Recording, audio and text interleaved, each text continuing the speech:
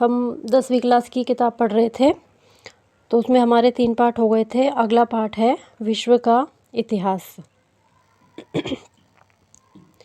Europe में राष्ट्रवाद का उदय। राष्ट्रवाद एक ऐसी भावना है जिसमें व्यक्ति की उच्चतम निष्ठा राष्ट्र के प्रति समर्पित होती है। स्वतंत्रता की इच्छा और राष्ट्र बनने की सशक्त अभिव्यक्ति अमेरिका के स्वतंत्रता संग्राम में देखी जा सकती है। राज्य नेशन स्टेट की यूरोप में पहली स्पष्ट अभिव्यक्ति 1789 में फ्रांसीसी क्रांति के साथ हुई। इस क्रांति ने ही राष्ट्रवाद को यूरोप में प्रसारित करने में मुख्य भूमिका निभाई। 18वीं सदी के मध्य यूरोप के मानचित्र को देखते हैं तो उसमें राष्ट्र राज्य नहीं मिलता। यूरोप विभिन्न राजशाहियों, डचियों और कैंटनों तथा छोटी छोटी राजनीतिक इकाइयों में विभक्त था, जो मजहबी आधार लिए हुई थी तथा जिनके शासकों के स्वायत्त क्षेत्र थे। पूर्वी और मध्य यूरोप निरंकुश राजतंत्र के अधीन था और इन क्षेत्रों में तरह तरह के लोग रहते थे। वे अपने आप को एक सामूहिक पहचान या किसी समान संस्कृति का भागीदार नहीं मानते। वे अलग अलग भाषाएं बोलते थे और विभिन्न नस्लीय समूह के सदस्य थे। जैसे हैब्सबर्ग साम्राज्य में कुलीन वर्ग में जर्मन भाषा बोलने वाले ज़्यादा थे, तो लाम्बोर्डी और वेनेशिया में इतालवी भाषा तथा हंगरी में आधे लोग मैग्यार भाषा बोलते थे, जबकि बाकी लोग विभिन्न बोलियों का इस्तेमाल करते थे। गलीसिया में कुलीन वर्ग पोलिश भाषा बोलता था। ऐसा फर्क राजनीतिक एकता को आसानी से बढ़ावा देने वाला नहीं था।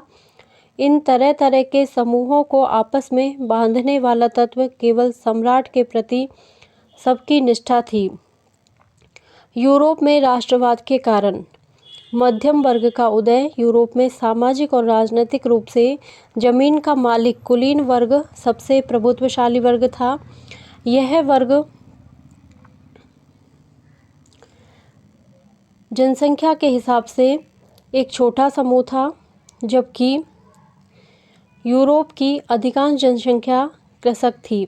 पश्चिम यूरोप में ज़्यादातर जमीन पर किराएदार और छोटे काश्तकार खेती करते थे, जबकि पूर्व और मध्य यूरोप में भूमि विशाल जागीरों में बटी थी, जिस पर भूदास खेती करते थे। पश्चिम और मध्य यूरोप में औद्योगिक उत्पादन और व्यापार में वृद्धि से शहरों का विकास और वाणिज्यिक वर्गों के उदय से एक नया सामाजिक समूह अस्तित्व में आया, जिसमें श्रमिक वर्ग के लोग, मध्यम वर्ग जो उद्योगपतियों, व्यापारियों और सेवा क्षेत्र के लोगों से बना था। इन वर्गों में कुलीन विशेष अधिकारों की समाप्ति के बाद राष्ट्रीय एकता के विचार अधिक लोकप्रिय हुए। उदारवादी राष्ट्रवाद। यूरोप में राष्ट्रीयता की भावना का पोषण उदारवाद एवं प्रजातंत्र ने किया। सामान्यतः उदारवाद का अर्थ मर्यादित स्वतंत्रता और समानता से है। उदारवाद का लक्ष्य अधिकांश क्षेत्रों को नियंत्रण से मुक्त करना था। उदारवादी व्यक्तिगत स्वतंत्रताएं जैसे भाषण, लेखन, सभा, संगठन तथा निजी संपत्ति की सुरक्षा को सुनिश्चित करना चाहते थे। राजनीतिक रूप से उदारवाद एक ऐसी सरकार पर जोर देता था जो सहमति से बनी हो। आर्थिक क्षेत्र में उदारवाद बाजारों की मुक्ति और चीज़ों तथा पूंजी के आवागमन पर राज्य द्वारा लगाए गए नियंत्रणों को खत्म करने की मध्य वर्ग की जोरदार मांग से संबंधित था। सदी के पहले भाग में जर्मन भाषी इलाकों को नेपोलियन के प्रशासनिक कदमों से अनगिनत छोटे छोटे प्रदेशों से 39 राज्यों का एक महासंघ बना।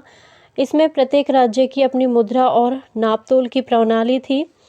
1833 में हैम्बर्ग से न्यूरेमबर्ग जाकर अपना माल बेचने वाले एक व्यापारी को सीमा शुल्कों से गुजरना पड़ता था। नया वाणिज्य वर्ग ऐसी परिस्थितियों को आर्थिक विनिमय और विकास में बाधक मानते हुए एक ऐसी एकीकृत आर्थिक क्षेत्र के निर्माण के पक्ष में तर्क दे रहा था, जहां वस्तुओं, लोगों और पूंजी का आवागमन बाधा रहित हो। ऐसे आर्थिक क्षेत्र का निर्माण 1834 ईस्वी में प्रशा की पहल पर एक शुल्क संघ जोल वे राइन के रूप में स्थापित किया गया। जिसमें अधिकांश जर्मन राज्य सम्मिलित हो गए। इस संघ ने शुल्क अवरोध को समाप्त कर दिया और मुद्राओं की संख्या 2 कर दी, जो पहले 30 से ऊपर थी। इस संघ ने आर्थिक हितों को राष्ट्रीय एकीकरण का सहायक बनाया। उस समय पनप रही व्यापक राष्ट्रवादी भावनाओं को आर्थिक राष्ट्रवाद की लहर ने मजबूत किया। इंग्लैंड और फ्रांस की क्रांति। इंग्लैंड की शानदार गौरवपूर्ण क्रांति ने इस मान्यता को जन्म दिया कि किसी भी प्रकार के शासन तंत्र में दैवीय अधिकार का कोई औचित्य नहीं है। इसी क्रम में फ्रांस की क्रांति ने इस धारणा को जन्म दिया कि व्यक्ति की स्वतंत्रता इतनी पावन है कि कोई भी सत्ता उसकी अवहेलना नहीं कर सकती। यह संकल्पना राष्ट्रीयता की जीत थी।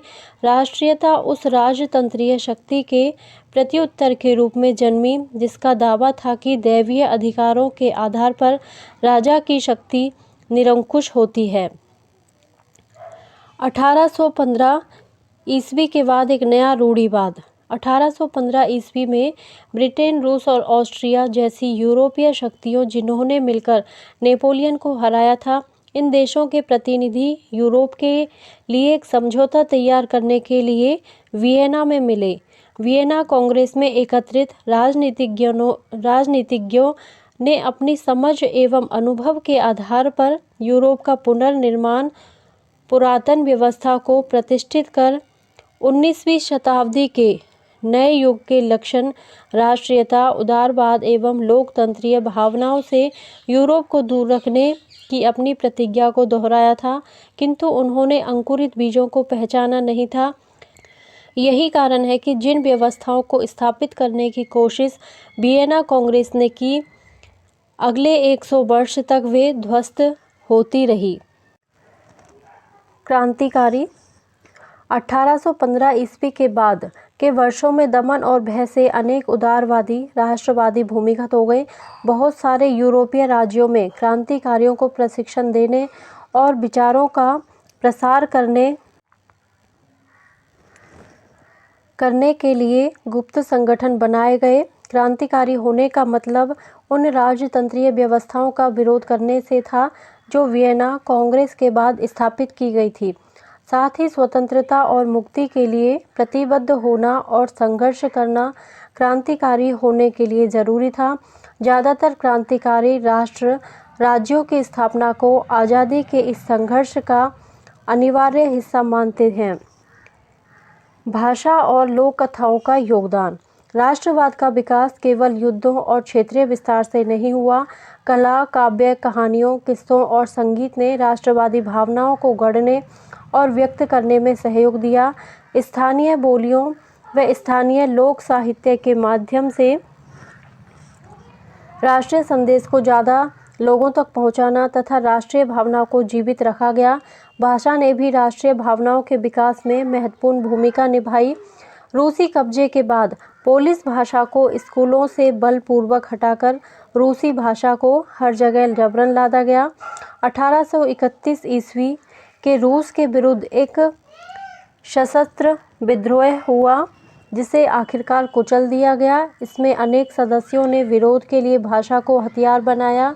चर्च के आयोजनों और संपूर्ण धार्मिक शिक्षा में पोलिश का इस्तेमाल हुआ। पोलिश भाषा रूसी प्रभुत्व के विरुद्ध संघर्ष के प्रतीक के रूप में देखी जाने लगी। औद्योगिक क्रांति। मानव सभ्यता के आरंभ से 19वीं सदी पूर्व तक दुनिया का सारा कामकाज सामान्यतया हस्तचलित औजारों के द्वारा ही किया जाता था। मानव ने ऊर्जा के कई नए स्रोतों की खोज की और इनके उपयोग से उसकी कार्य शक्ति की कोई सीमा नहीं रही। वाष्प शक्ति, विद्युत ज्वलन, गैस आदि क्षेत्र में मानव के बढ़ते चरण थे, जिसकी परिणति अणु ऊर्जा के आविष्कार में हुई।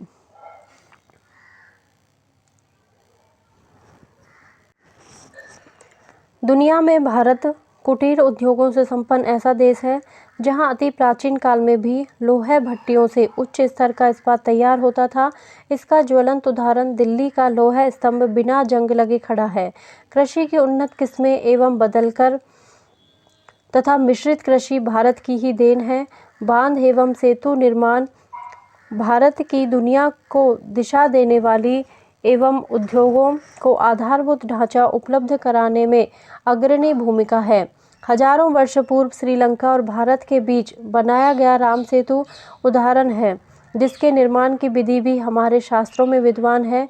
वर्तमान में 19वीं शताब्दी से पूर्व कृषि, उद्योग, व्यापार एवं वाणिज्य की उत्तम व्यवस्था भारत में वर्षों पूर्व विद्वान रही है, जबकि दुनिया में तथाकथित हजारों विकसित राष्ट्रों द्वारा 19वीं सदी से नए प्रयोग प्रारंभ किए हैं। औद्योगिक क्रांति का अर्थ। औद्योगिक क्रांति का तात्पर्य उत्पादन प्रणाली में हुए आधारभूत परिवर्तनों से है, जिनके फलस्वरूप जन संसाधनों को अपने परंपरागत कृषि व्यवसाय एवं घरेलू उद्योग धंधों को छोड़कर नए प्रकार के बृहत उद्योगों में काम करने तथा यातायात के नवीन साधनों के प्रयोग का अवसर मिला। औद्योगिक क्रांति शब्द का प्रयोग यूरोपियन विद्वानों में फ्रांस के जॉर्जिस मिशेल और जर्मनी काइड्रिक एंजेम द्वारा किया गया। अर्नोल्ड टायनबी ने अपनी पुस्तक लेक्चर्स ऑन इंडस्ट्रियल रिवॉल्यूशन में यह स्पष्ट किया है कि औद्योगिक क्रांति कोई आकस्मिक घटना नहीं है, वरन विकास की सतत प्रक्रिया है।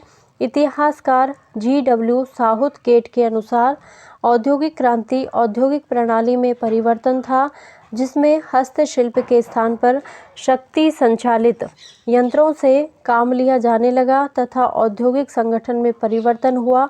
घरों में उद्योग चलाने की अपेक्षा कारखानों में काम होने लगा। इतिहासकार C.D. हेजन का मत है कि कुटीर उद्योग का मशीनीकरण औद्योगिक क्रांति है। डेविस के अनुसार औद्योगिक क्रांति का तात्पर्य उन परिवर्तनों से है जिन्होंने यह संभव कर दिया था कि मनुष्य उत्पादन के प्राचीन उपायों को त्याग कर विस्तृत रूप से कारखानों में वस्तुओं का उत्पादन कर सके। एनसाइक्लोपीडिया ऑफ साइंसेस खंड 8 के अनुसार आर्थिक और तकनीकी विकास जो 18वीं शताब्दी में अधिक सशक्त और तीव्र हो गया था, जिसके फलस्वरूप आधुनिक उद्योगवाद का जन्म हुआ, जिसे औद्योगिक क्रांति कहा जाता है। हम यह कह सकते हैं कि औद्योगिक क्रांति का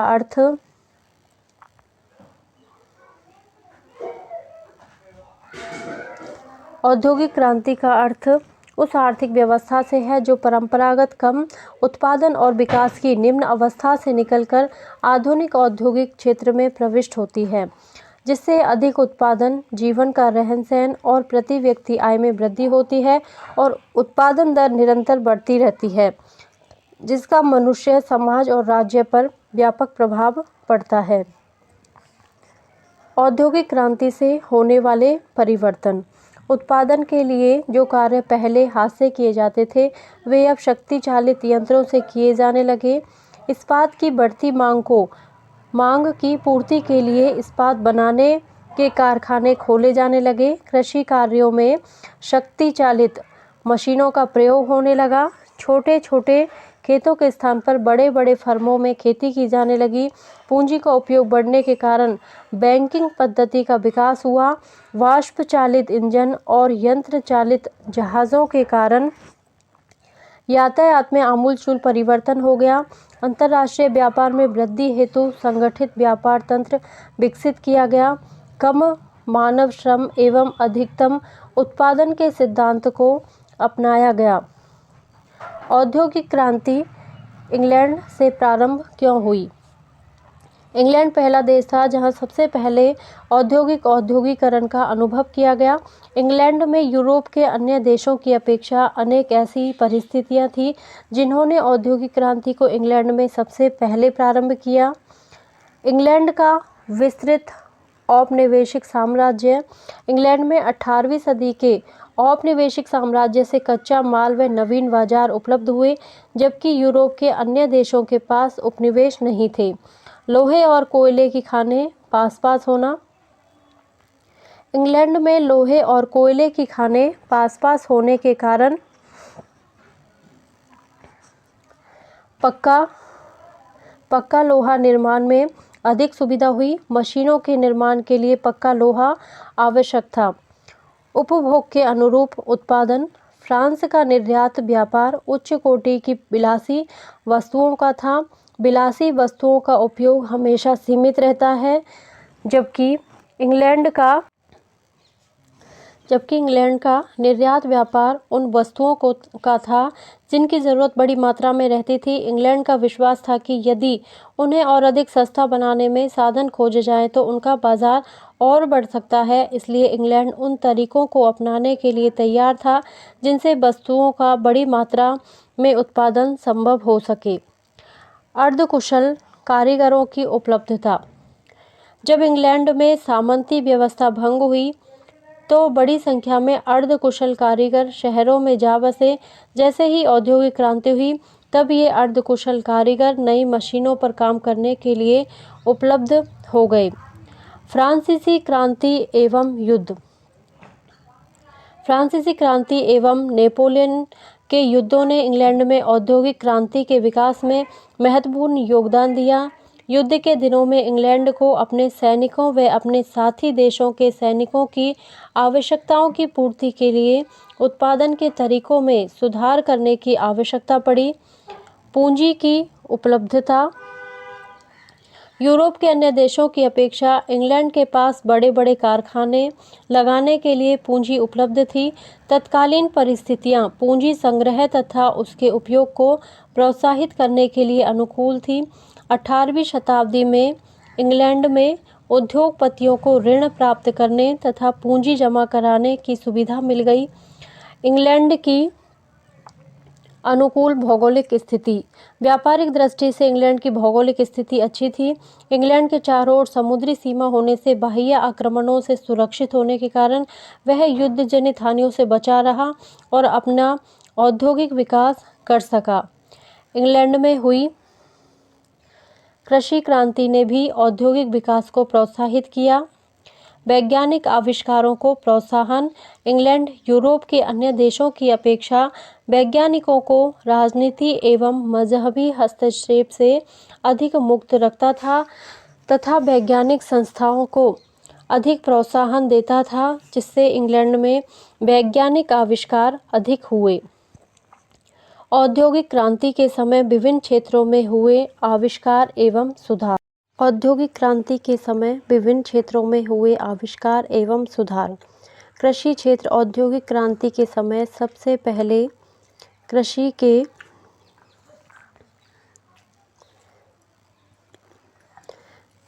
के क्षेत्र में सुधार हुए।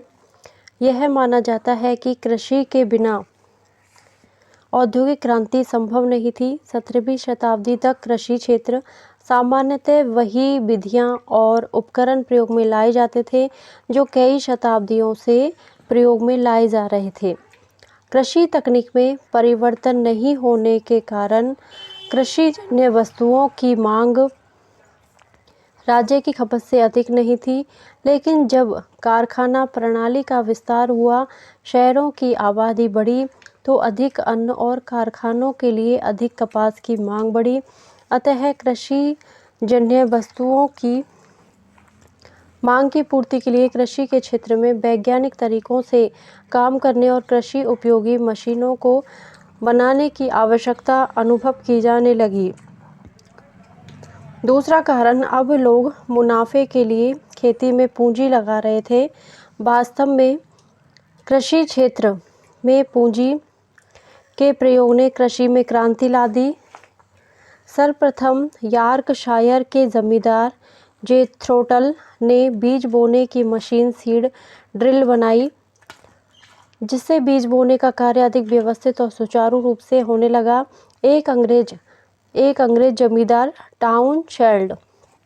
टाउनशेल्ड ने फसल चक्र का सिद्धांत दिया, जिसमें फसलों को अदल बदल कर बोने से भूमि की उर्वरा शक्ति बनाई रखी जा सकती है। अब परती छोड़ने की आवश्यकता नहीं थी तथा प्रति एकड़ फसल उत्पादन अधिक हो गया। 1770 ईस्वी के आसपास रॉबर्ट बैकबेल ने कृषि के साथ साथ पशुपालन को एक लाभदायक व्यवसाय बना दिया। उसने भेड़ों और गायों की नस्ल सुधारने के लिए प्रयोग प्रारंभ किए। वैज्ञानिक प्रजनन पद्धति के नवीन प्रयोग से उसने पहले की अपेक्षा पहले की अपेक्षा तिगुनी वजन की भेड़ें तैयार करने में सफलता प्राप्त की। 1793 ईस्वी में अमेरिकी निवासी व्हीटन ने अनाज को भूसे से अलग करने की मशीन तथा 1834 में साइरस के एच मैककोर्मिक ने फसल काटने वाली मशीन का आविष्कार किया। कालांतर में कृषि में यंत्रीकरण बढ़ता चला गया। शक्ति से चलने वाली मशीनों के आविष्कारों ने कृषि में क्रांति ला दी। वस्त्र उद्योग में नए आविष्कार। औद्योगिक क्रांति की शुरुआत मुख्यतः वस्त्र उद्योग से हुई। 18वीं शताब्दी के मध्य तक यूरोप के उद्योग में वस्त्र बनाने की प्राचीन प्रणाली वस्त्रों की मांग को पूरा करने में असमर्थ थी। इंग्लैंड में पहले सूती वस्त्र भारत से आयात किए जाते थे, लेकिन जब ईस्ट इंडिया कंपनी का राजनीतिक नियंत्रण भारत पर हो गया, तब इंग्लैंड ने कपड़े के साथ साथ कपास का आयात करना भी प्रारंभ कर दिया। यूरोप में बढ़ती कपड़ों की मांग को पूरा करने के लिए इस क्षेत्र में नए आविष्कार किए गए। 1733 ईस्वी में जॉन के द्वारा फ्लाइंग शटल लूम की खोज की गई, जिसकी सहायता से कम समय में अधिक चौड़ा कपड़ा बनना संभव हो गया। जेम्स हरग्रीव्स ने 1765 ईस्वी में कताई की मशीन स्पिनिंग जेनी बनाई, जिससे एक व्यक्ति एक साथ कई धागे काट सकता था। 1769 ईस्वी में रिचर्ड आर्कराइट ने वाटर फ्रेम का आविष्कार किया, जिससे पहले की अपेक्षा मजबूत धागा बनाया जाने लगा। 1729 ईस्वी में सैम्यूअल क्रॉम्पटन द्वारा बनाई गई म्यूल द्वारा कता हुआ धागा बहुत मज़ेदार और बढ़िया होता था। 1787 ईस्वी में एडमंड कार्टराइट द्वारा पावर लूम यानी शक्ति चलित करघे का आविष्कार किया गया। लोहा उद्योग में नए तकनीकी परिवर्तन। इंग्लैंड में मशीनीकरण में काम आने वाली मुख्य सामग्री कोयला और लौह अयस्क बहुतायत से उपलब्ध था। इसके अलावा वहाँ उद्योग में काम आने वाले अन्य खनिज जैसे सीसा, तांबा और रांगा टिन भी खूब मिलते थे, लेकिन पुरानी पद्धति से लोहे की मांग की पूर्ति नहीं की जा सकती थी। अतः लौह अयस्क को शुद्ध करने के लिए विभिन्न विधियों की खोज की जाने लगी। 1709 ईस्वी में अब्राहम डर्बी द्वारा धमन भट्टी का आविष्कार किया गया, जिसमें सर्वप्रथम कोक की पत्थर का कोयला का प्रयोग किया गया, जिससे लौह अयस्क को पिघलाने और साफ करने का कार्य सुगम हो गया। इस आविष्कार ने धातु कर्म उद्योग में क्रांति ला दी। द्वितीय डर्बी ने 1711 से 68 ईस्वी ने ढलवा लोहे से पिटवाकर लोहे का विकास किया। हेनरी कोर्ट ने 1740 से 1823 ईस्वी ने आलोडन भट्टी, जिससे पिघले लोहे में अशुद्धि को दूर किया जा सकता था, और बेलन मिल का आविष्कार किया, जिससे शुद्ध और अच्छा लोहा बनना संभव हुआ। लोहे से बनी मशीन अधिक वजनदार होती थी और उनमें जंग भी लग जाती थी। इस समस्या से छुटकारा पाने के लिए खोज हुई और इस्पात का आविष्कार हुआ। इस्पात बनाने में लोहे में कुछ मात्रा में कार्बन, मैंगनीज तथा अन्य पदार्थों का उपयोग किया गया। इस्पात लोहे की अपेक्षा हल्का, मजबूत, जंगरोधी और लचकदार होता था। हेनरी बेसेमर ने एक नई इस्पात बनाने की विधि खोजी, जिसे बेसेमर प्रक्रिया के नाम से जाना जाता है। इस विधि से ढलवी लोहे से सीधा इस्पात तैयार किया जाता था। इससे लोहे उद्योग में एक क्रांति आई। परिवहन के क्षेत्र में नवीन आविष्कार।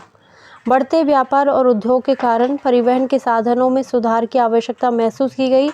परिवहन को आसान और सस्ता बनाने के लिए स्कॉटलैंड वासी मकाडम ने सड़क निर्माण का एक नया तरीका निकाला, जिसमें सड़क के निचले भाग में भारी पत्थरों की परत, उसके बाद छोटे छोटे पत्थरों की परत और उसके बाद मिट्टी बिछाई जाती थी। भारी सामान का परिवहन सड़क मार्ग से खर्चीला और असुविधाजनक होता था।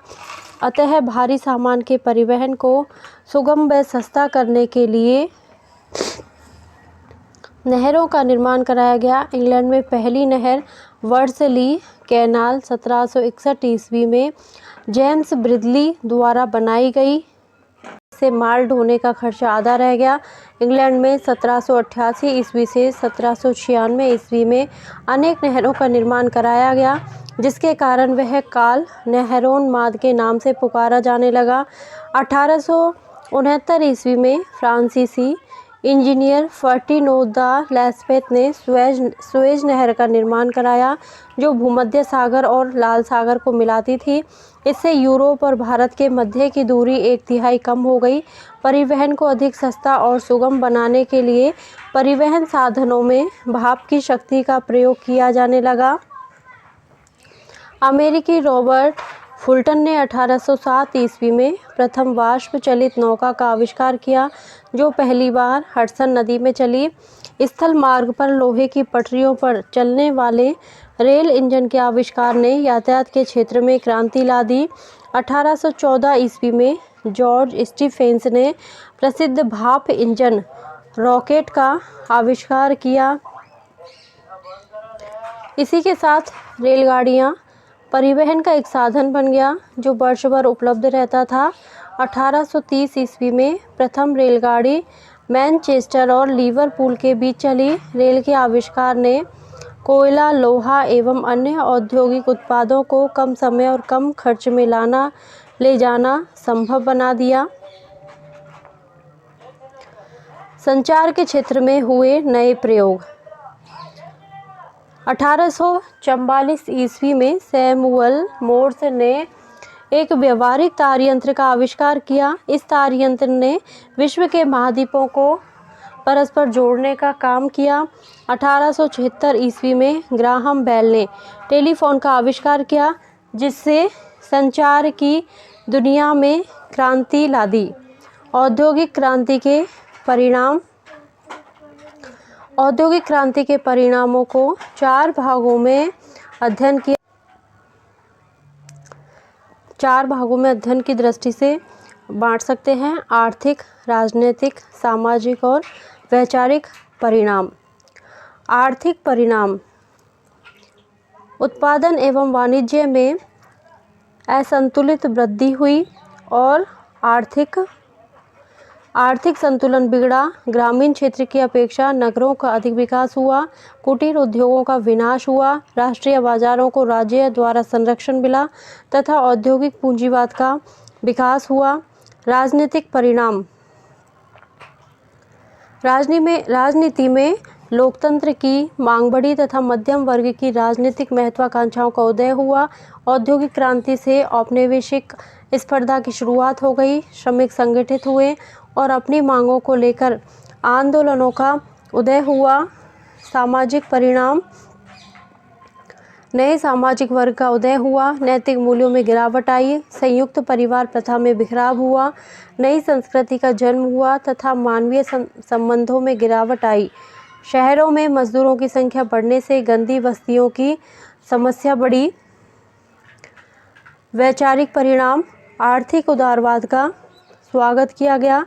समाजवाद का उदय हुआ। जर्मनी और इटली का एकीकरण। जर्मनी 18वीं शताब्दी के अंत में 300 से अधिक छोटी बड़ी रियासतों में बटा हुआ था।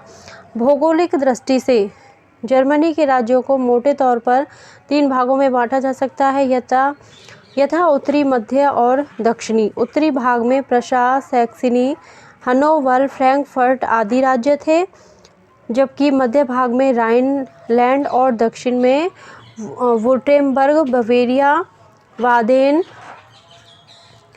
पैलेटिनेट, हेस, डर्मेस्टाट आदि।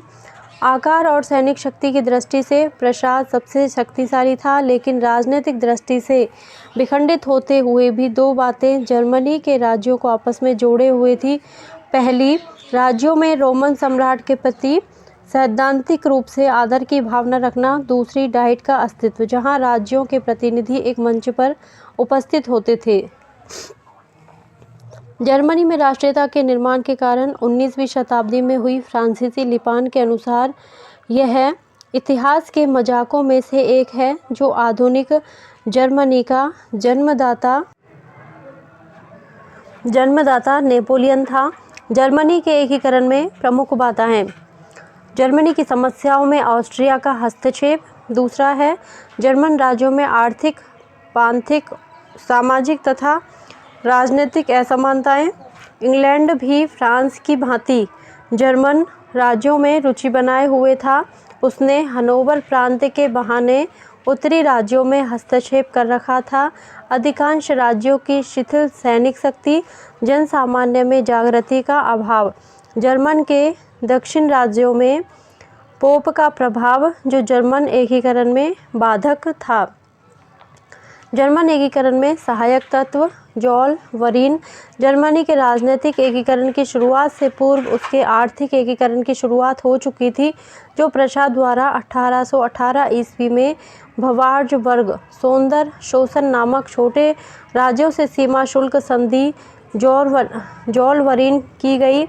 दोनों राज्यों के मध्य चुंगी समाप्त कर दी गई तथा व्यापार निर्बाध रूप से होने लगा। इस आर्थिक संधि से प्रादेशिक व क्षेत्रीय प्रभाव को कम कर दिया जो जर्मनी के एकीकरण में बाधक थी। कैटलबी के अनुसार जॉलवरीन के निर्माण ने भविष्य में प्रशा के नेतृत्व में जर्मनी के राजनीतिक एकीकरण का मार्ग तैयार कर दिया। रॉबर्ट रीगेग ने लिखा कि जॉलवरीन ने क्षेत्रीय भावनाओं को दबाया तथा मजबूत जर्मन राष्ट्रवादी तत्वों को प्राथमिकता। 1834 ईस्वी तक जर्मन के सभी प्रमुख राज्य इसके सदस्य बन गए। प्रारंभ में जॉलवरीन के पीछे प्रशा का कोई राजनीतिक उद्देश्य नहीं रहा, परंतु धीरे धीरे प्रशा जॉलवरीन के नेतृत्व के माध्यम से जर्मन एकीकरण के राजनीतिक नेतृत्व में उत्तरदायित्व लेने के लिए अज्ञात रूप से प्रस्तुत हो रहा था। बौद्धिक आंदोलन। जर्मनी के एकीकरण में जर्मन के दार्शनिक, इतिहासकार, साहित्यकार व कवियों का महत्वपूर्ण योगदान रहा। लिफ्टे, ईगल, डॉलमेल, हार्डेनबर्ग, हेटिंगहाइन प्रमुख दार्शनिकों की भूमिका रही, जिन्होंने जर्मन लोगों में जर्मन जाति सर्वश्रेष्ठ मनुष्य होने की भावना भर दी। फिक्टे ने जर्मनी में फ्रांस विरोधी विचारों को उचित दिशा देते हुए उसमें राष्ट्रीयता की भावना भर दी। जर्मनी के जेना विश्वविद्यालय में 1815 ईस्वी में वर्शेनशेफ्ट नामक देशभक्त संगठन का निर्माण किया गया। इस संगठन ने जर्मन देशवासियों के नैतिक उत्थान पर जोर दिया। इस संस्था ने देशवासियों में न्याय, स्वतंत्रता एवं एकता की भावना भर दी।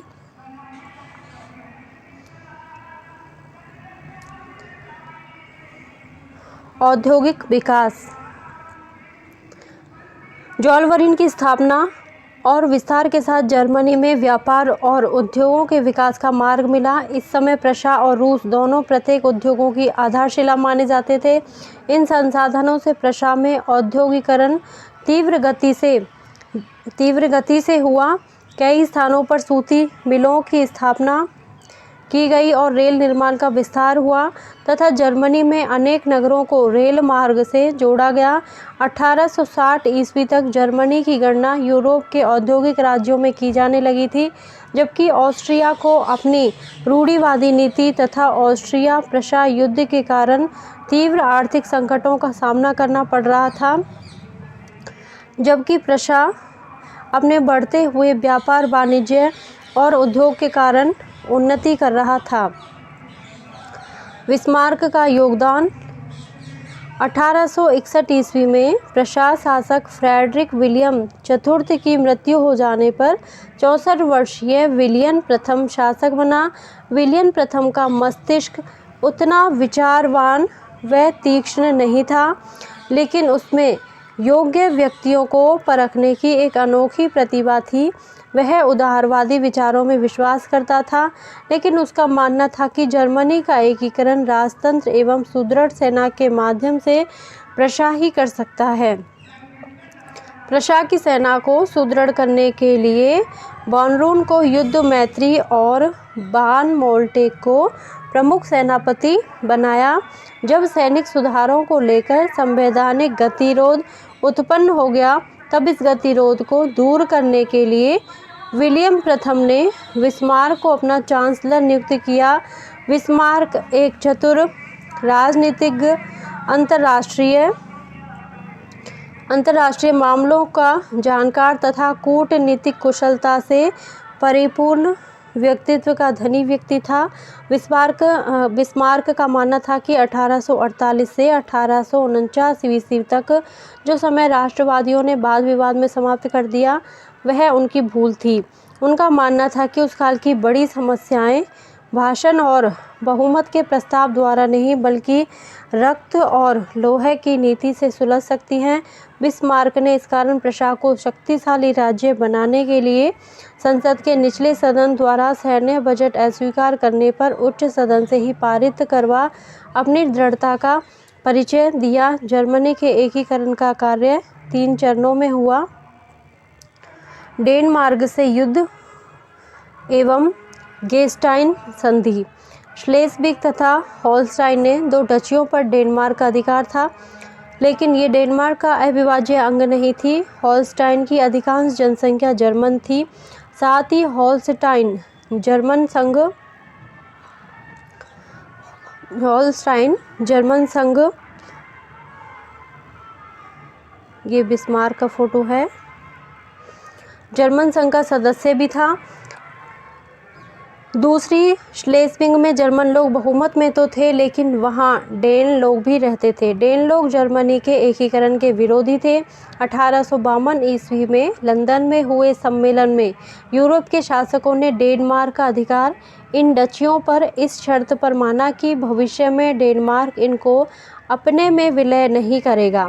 लेकिन 10 वर्ष बाद ही 1863 ईस्वी में डेनमार्क के शासक फ्रेडरिक ने इन दोनों रियासतों पर अधिकार कर लिया। इस प्रश्न पर बिस्मार्क को राजनीतिक योग्यता और कूटनीतिक कुशलता दिखाने का अवसर मिल गया। बिस्मार्क इस अवसर का लाभ उठाकर ऑस्ट्रिया को जर्मनी से बाहर करके जर्मन संघ को समाप्त करना चाहता था। बिस्मार्क को अपने प्रयासों में सफलता मिली और जनवरी 1864 ईस्वी में दोनों डचियों को लेकर प्रशा और ऑस्ट्रिया के मध्य समझौता हुआ, जिसमें दोनों रियासतों पर डेनमार्क के अधिकार अस्वीकार कर अंतिम चेतावनी देने का निश्चय किया। यह समझौता बिस्मार्क की विजय थी। फरवरी 1864 में ऑस्ट्रिया और प्रशा की संयुक्त सेना ने डेनमार्क को हरा दिया। दोनों डचियों के अधिकार को लेकर 14 अगस्त 1865 ईस्वी को गेस्टाइन नामक स्थान पर विलियम और फ्रांसिस जोसेफ दोनों ने एक समझौते पर हस्ताक्षर किए। इस समझौते के अनुसार होल्स्टाइन ऑस्ट्रिया को और श्लेस्विग प्रशा को दे दिया तथा लोवेनबुर्ग की डची प्रशा को बेच दी गई। कील नामक बंदरगाह पर प्रशा को किलेबंदी करने का अधिकार मिल गया। गेस्टाइन समझौता ऑस्ट्रिया की राजनीतिक भूल और बिस्मार्क की बड़ी कूटनीतिक विजय थी। बिस्मार्क ने ऑस्ट्रिया के साथ होल्स्टाइन के आगामी प्रश्न पर युद्ध की पृष्ठभूमि तैयार कर दी। काबूर का एकीकरण में योगदान। काबूर वह व्यक्ति था जिसके बिना मैजनी का आदर्शवाद और गैरिबाल्डी की वीरता निरर्थक होती। काबूर का मानना था कि पीडमांट सार्डिनिया ही इटली का एकीकरण करने में समर्थ है। ऑस्ट्रिया एकीकरण में सबसे अधिक बाधक है। ऑस्ट्रिया को बिना विदेशी सहायता के बाहर नहीं किया जा सकता।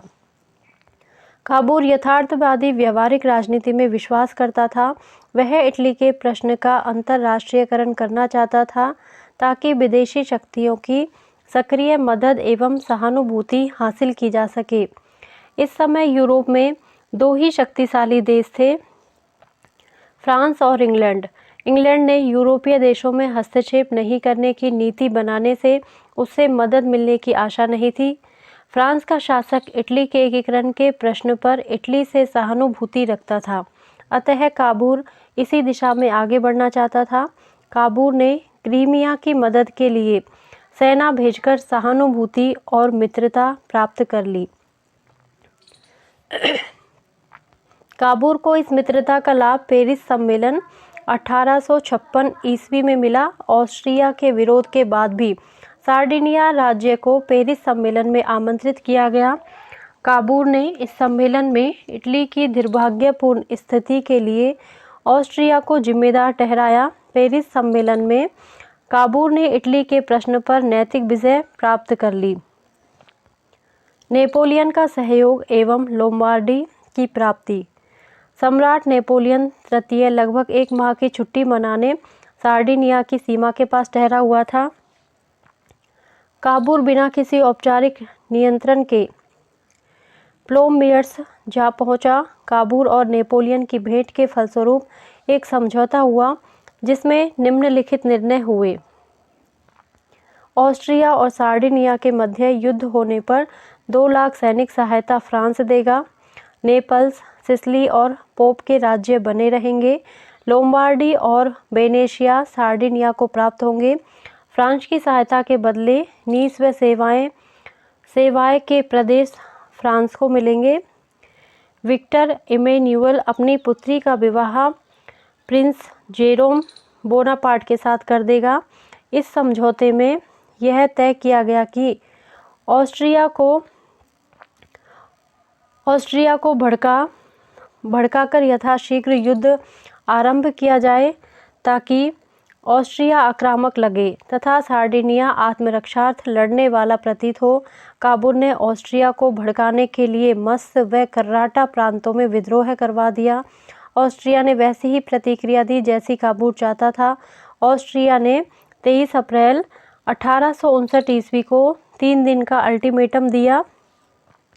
29 अप्रैल 1859 ईस्वी को फ्रांस ने इटली के पक्ष में युद्ध की घोषणा कर दी। ऑस्ट्रिया की लगातार पराजय हो रही थी, लेकिन फ्रांस सार्डिनिया के बिना पूछे युद्ध से अलग हो गया और नेपोलियन तृतीय ने 11 जुलाई 1859 ईस्वी को विला फ्रैंका नामक स्थान पर ऑस्ट्रिया के सम्राट जोसेफ से भेंट कर युद्ध विराम का समझौता कर लिया, जिसकी निम्न शर्तें तय की गई। लोम्बार्डी सार्डिनिया को दिया गया, वेनेशिया ऑस्ट्रिया को दिया गया, परमा, मेडोना और अस्किनी को पुनः स्वतंत्र राज्य बना दिया गया। पोप के अधीन इटली राज्यों का संघ बनाया गया। इस संधि से इटली के लोगों व काबूल को निराशा हाथ लगी। इस संधि से काबूल भी अप्रसन्न था। उसने त्यागपत्र दे दिया। विक्टर इमैनुअल ने ऑस्ट्रिया और फ्रांस के साथ मिलकर 10 नवंबर 1859 को ज्यूरिख की संधि पर हस्ताक्षर किए। ज्यूरिख की संधि द्वारा विला फ्रैंका की विराम संधि की पुष्टि हो गई। इसी के साथ इटली का प्रथम चरण पूर्ण हो गया। मध्य इटली का विलय। युद्ध समाप्ति के पश्चात मध्य इटली के राज्यों ने परमा, मेडिना, टस्किनी, बोलोगना और रोमाग्ना में जनता ने विद्रोह कर दिए। वे इटली में समाहित होने को उत्सुक थे। इंग्लैंड की हस्तक्षेप की नीति और इटली के प्रति सहानुभूति इन राज्यों को इटली में एकीकृत होने को प्रोत्साहित कर रही थी। ऑस्ट्रिया चाहता था कि ज्यूरिख संधि के तहत इन राज्यों में पुराने शासक पुनः स्थापित कर दिए जाएं। काबूल ने मौके का फायदा उठाकर फ्रांस को नीस और सेवाएं के प्रदेश देने का वायदा करते हुए उसे अपनी ओर मिला लिया। मार्च 1860 ईस्वी में मध्य इटली राज्यों में जनमत संग्रह कराया गया। इसमें परमा, मेडोना, टस्किनी, बोलोगना, बियोकेंजा ने सार्डिनिया में और नीस में सेवाएं ने फ्रांस के साथ मिलने का मत दिया। इंग्लैंड की सहानुभूति इटली के साथ थी, अतः मध्य इटली के राज्यों में जनमत संग्रह के प्रश्न पर इंग्लैंड ने फ्रांस के साथ इटली का पक्ष लिया। इसी के साथ इटली का दूसरा चरण पूरा हुआ। गैरीबाल्डी और नेपल्स और सिसिली का विलय। ज्यूपस गैरीबाल्डी का जन्म 1807 ईस्वी में नीस नामक नगर में हुआ था। उसके पिता उसको उच्च शिक्षा दिलाना चाहते थे, लेकिन गैरीबाल्डी का मन पढ़ने में नहीं लगा। वह केवल इतना पढ़ सका कि पुस्तक पढ़ सके और अपनी स्वतंत्र एवं साहसिक प्रवृत्ति को संतुष्ट कर सके। गैरीबाल्डी भूमध्य सागर की यात्राओं के समय इटली के राष्ट्रभक्तों के संपर्क में आया था। वह मैजनी की युवा इटली का सदस्य भी बन गया। उसने 1833 ईस्वी में नौसैनिक षड्यंत्र में भाग लिया। वह पकड़ा गया और उसे मृत्युदंड की सजा दी गई, लेकिन वह दक्षिणी अमेरिका चला गया। वहां उसने छापामार युद्ध का प्रशिक्षण लिया। 1854 ईस्वी में वह वापस आया।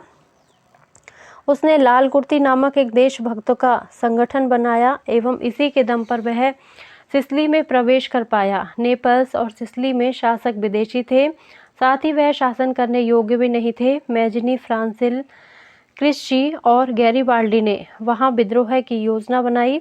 गैरीबाल्डी ने लगभग 1000 लाल कुर्ती वाले स्वयंसेवक का दल बना 5 मई 1860 को सिसिली पर आक्रमण कर दिया। गैरीबाल्डी ने विजय प्राप्त कर स्वयं को अधिनायक घोषित कर दिया। विक्टर इमैनुएल स्वयं सेना लेकर नेपल्स की ओर बढ़ा। टियानो नामक स्थान पर गैरीबाल्डी और विक्टर इमैनुएल की भेंट हुई। गैरीबाल्डी ने विक्टर इमैनुएल को इटली के शासक के रूप में स्वीकार कर लिया। इसके पश्चात गैरीबाल्डी ने अपनी सेना और समस्त अधिकार विक्टर इमैनुएल को समर्पित कर दिए। दक्षिण के राज्यों के इटली में विलय के साथ ही इटली का एकीकरण का तृतीय चरण पूर्ण हुआ। इटली के एकीकरण का अंतिम चरण वेनेशिया का विलय। 1866 में प्रशा और ऑस्ट्रिया के मध्य हुए युद्ध में इटली ने ऑस्ट्रिया के विरुद्ध प्रशा को सैनिक सहायता दी। 3 जुलाई 1866 ईस्वी को प्रशा ने ऑस्ट्रिया को पराजित कर दिया।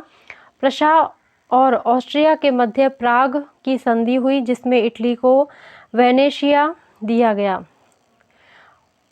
रोम का विलय। रोम के बिना इटली की स्थिति उसी प्रकार की थी जैसे हृदय के बिना शरीर। रोम पोप के अधीन था और फ्रांस की सेनाएं पोप की सुरक्षा के लिए मौजूद थी।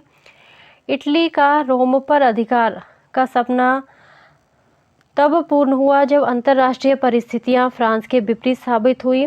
1870 ईस्वी में प्रशा और फ्रांस के मध्य युद्ध हुआ। इसमें फ्रांस को प्रशा के विरुद्ध सारी ताकत झोंकनी पड़ी। रोम से उसने सेना बुला ली। इसके बावजूद भी उसकी हार हुई।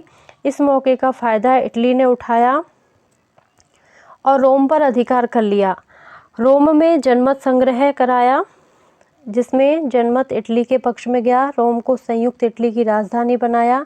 12 जून 1871 ईस्वी को विक्टर इमैनुएल ने संयुक्त इटली की संसद का उद्घाटन करते हुए कहा, जिस कार्य के लिए हमने अपना जीवन भेंट चढ़ाया था वह आज पूरा हो गया है। हमारी राष्ट्रीय एकता स्थापित हो गई है। अब हमें अपने देश को सुखी एवं संपन्न बनाया है। हम रोम में हैं और रोम में ही रहेंगे।